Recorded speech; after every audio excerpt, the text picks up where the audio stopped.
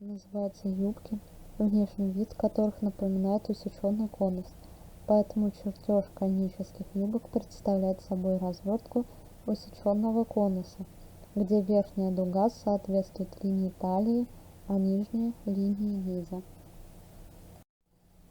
Таким образом, расчеты для построения основы конической юбки сводятся к определению радиусов этих двух дуг, исходящих из одного центра. Чтобы выполнить эти расчеты, необходимо знать следующие параметры: полуобхват талии, полуобхват бедер, длину юбки, а также величины соответствующих прибавок.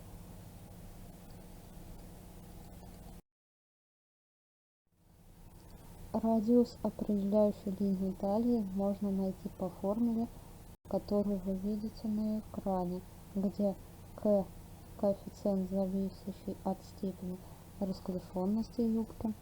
Все значения приведены в презентации, ими вы можете пользоваться в процессе выполнения работы.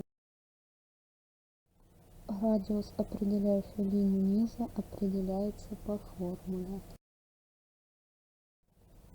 Юбки покроев солнце, полусолнце и колокол имеют достаточную свободу в области бедер, а вот в чертежах юбок клеш необходимо проверять ширину по линии бедер.